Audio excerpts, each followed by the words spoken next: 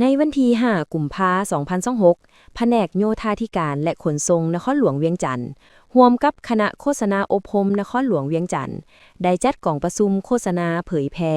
เกี่ยวกับโครงการขนส่งแบบยืนยงระบบรถเมล์ด่วน BRT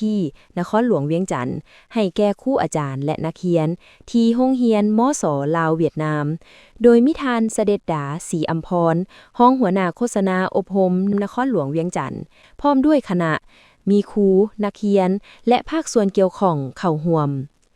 โอกาสนี้ทานวิรัตบุญวังทองคณะรับผิดชอบโฆษณาการจัดตั้งปฏิบัติโครงการรถเมล์ด่วน BRT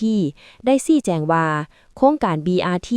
เป็นระบบรถเมล์ความไวสูงมีซองจราจรเฉพาะบอนขึ้นลงมาตรฐานและค่าโดยสารเริ่มเพียง 7,000 กีบซึ่งคาดว่าจะช่วยลดการจราจรแออัดส่งเสริมการใช้ขนส่งสาธารณะพร้อมปรับปรุงทัศนียภาพเมืองและสิ่งแวดล้อม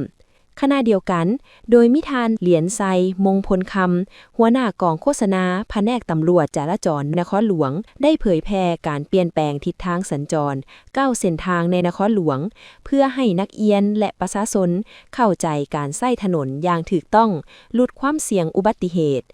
นอกนั้นกิจกรรมยังมีการสนทนาและถามตอบเกี่ยวกับโครงการ BRT เพื่อเพิ่มความรู้และการมีส่วนร่วมจากครูและนักเรียน